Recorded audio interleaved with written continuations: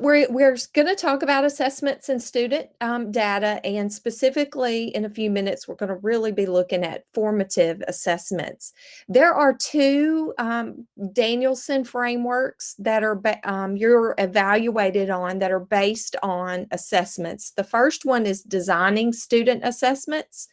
And just to kind of look at the difference between effective and highly effective, both of these, they're aligned to instructional goals. There's clear criteria.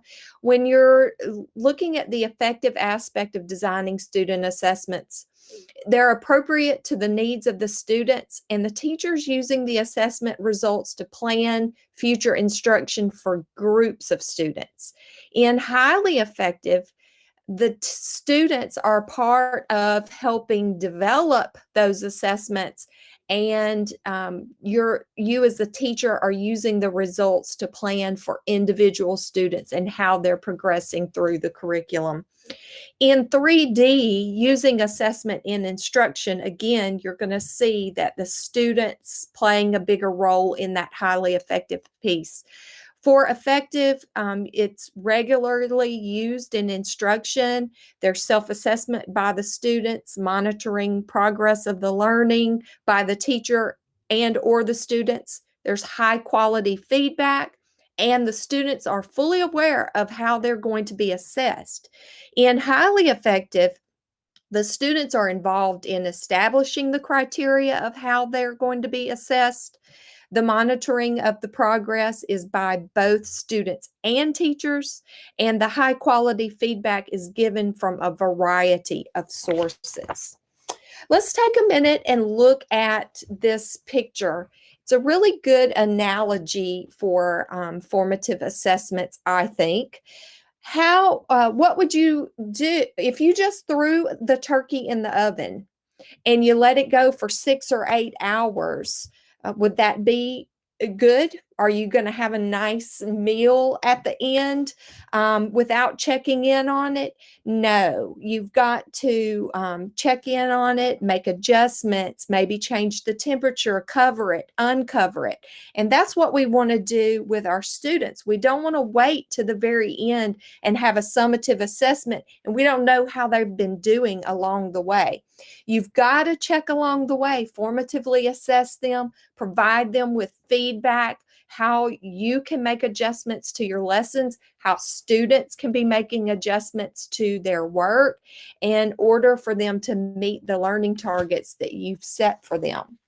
Here are some examples of formative assessments. There are tons of them, but questions, discussions, exit tickets, bell ringers, polling, voting, quizzes, Nearpod, quick writes. All of these are ways to formatively assess your students. Our director of professional learning, he used to always say, and I thought this was pretty good, and sometimes we do grade formative assessments, but if you think of it this way, if we're summatively assessing, it's impacting our grade book.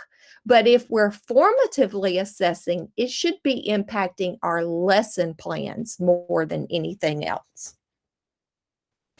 All right, let's look at 3 different types of assessment. Assessments of learning, assessments for learning, and assessments as learning. Assessments of learning are those summative assessments. They typically occur at the end of a learning cycle. There really should be no doubt of what the outcomes are going to be for summative assessments if you've been formatively assessing throughout the student's learning journey. In fact, if the performance on the summative assessment is surprising to you, you probably want to check, were you assessing what they've been taught or what accurately reflects what the learners know. If your assessments are for learning, you're formatively assessing, and these are occurring throughout the learning cycle. The results of formative assessments let teachers and the students know what progress has been made, what next steps are appropriate, and whether it's time to summatively assess them or not. It should guide your next steps as the teacher and as the student. Um, your subject area specialist and maybe your curriculum coordinators probably have a lot of have shared a lot of resources with you. The color maps have some great formative assessments that are already developed for you, so you don't always have to reinvent the wheel and create all of these from scratch. There are a lot of them already available to you.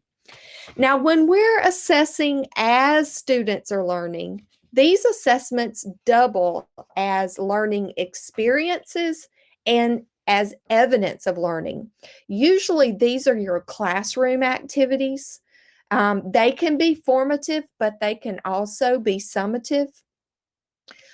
These assessments, if done effectively, provide you as the teacher with a view of how well your students are doing and whether they're meeting the objectives that you've set.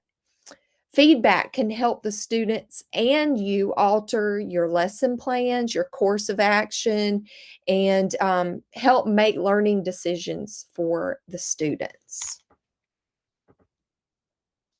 Just to recap, we want to see assessment for learning, not just assessment of learning. The assessments, instruction, and learning should be seamlessly linked together. They should be informing your instruction. They should help students see what the targets and the purpose is for the lesson or for the learning, and it should generate feedback. So these are the reasons we formatively assess. So we're going to start with, where am I going? And this is what the students need to know. Where are they going? And it needs to be provided in clear, understandable language, not just I have an objective written on the board. We want to really clearly identify for the students what they should be learning and use examples, non-examples, and examples of what that work looks like. Then we want to say, okay, we know where we're going. Where am I now? We're going to do a Google Jamboard activity. I'm going to go over the directions and then you're going to click the link in the Google Jamboard to do this activity. We really want to see how we can get into the students' heads, where they are at that moment, and offer regular descriptive feedback. And we want to teach the students to self-assess and set goals for themselves. So I know where I'm going, I know where they are, but how do I close the gap? Well, we want to design lessons that focus on one learning target or one aspect of quality at a time. We want to teach students focused revision, chunk the content. So, if we're working on a piece of writing, say we're doing cause and effect, we're going to hone in on just, let's look at one cause and effect in one piece of the writing, or maybe we do grammar, but not all at one time. So really focus in on that revision. And we want to engage students in self-reflection and let them keep track of and explain their learning. If a student can tell you what they got wrong and why, or explain to you how to solve a problem, that's ultimately what we want. And I also want to encourage you to think about, where are your gaps in this process, in your questioning, in your assessing. And now that you've thought about and reflected on those things, what adjustments are you going to make? All right, we are going to do an activity that's called Roundtable Consensus. This is an activity that can be done in hybrid, remote, or in a traditional setting.